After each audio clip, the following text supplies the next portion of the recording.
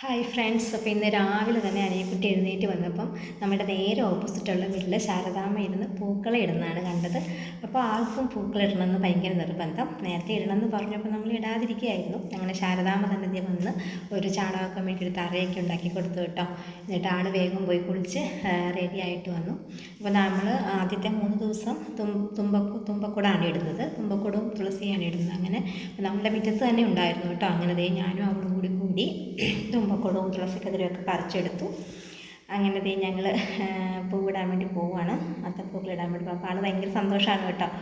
അങ്ങനെ വന്നപ്പോൾ അച്ഛൻ പറഞ്ഞു നാളെ നല്ല തറയൊക്കെ പിടിച്ചു തരാമെന്നൊക്കെ പറഞ്ഞു. അങ്ങനെ ഇന്നത്തെ കൊച്ചു തറയിൽ അപ്പോൾ ചാണകം വെളിയിരിക്കുന്നതുകൊണ്ട് ആൾക്ക് എവിടെ ഇരിക്കുന്നത് ഭയങ്കര കൺഫ്യൂഷനായിരുന്നു. പിന്നെ ഞാനും കൂടി വന്ന് അവളുടെ കൂടെ പൂവിടാമെന്ന് വിചാരിച്ചിരുന്നു. അങ്ങനെ അപ്പോൾ പൂക്കളത്തിൻ്റെ നടുക്കോട്ട് പൂവിടാനായിട്ട് ആൾക്ക് എത്തിക്കുത്തി വെക്കണമായിരുന്നു കേട്ടോ.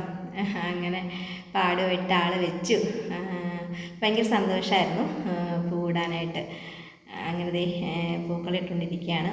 അപ്പോൾ ഇന്ന് വിനായക ചതുർത്ഥി ആയിരുന്നു. അപ്പോൾ രാവിലെ തന്നെ തിരക്കിട്ട് ജോലിയൊക്കെ തീർത്ത് അമ്പലത്തിൽ പോകാൻ വേണ്ടി റെഡി ആയിക്കൊണ്ടിരുന്നപ്പോഴാണ് കേട്ടോ ആൾ ഈ പൂവിടണമെന്ന് പറഞ്ഞ് ഭയങ്കര ബഹളം ഉണ്ടാക്കിയത്. പിന്നെ അങ്ങനെ അപ്പോൾ സമയം ഏകദേശം 7:15 ആയതേ ഉണ്ടായിരുന്നുള്ളൂ. അങ്ങനെ പൂവൊക്കെ ഇട്ട് അങ്ങനെ ആൾ ഹാപ്പിയായി. അങ്ങനെ ഇതാണ് അപ്പം നമ്മുടെ അനിയക്കുട്ടിയുടെ അത്തപ്പൂക്കളം. പിന്നെ നമ്മൾ അമ്പലത്തിലേക്ക് പോയി. അവിടെ വിനായക ചതുർത്ഥിയുടെ പൂജയും കാര്യങ്ങളൊക്കെ ആയിരുന്നു. അങ്ങനെ ഞങ്ങൾ തൊഴുത്.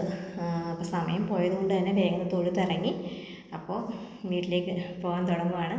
അപ്പം ഇന്നത്തെ ദിവസം അനിയക്കുട്ടിയുടെ ഇങ്ങനെയാണ് ആരംഭിച്ചത്. അപ്പം അങ്ങനെ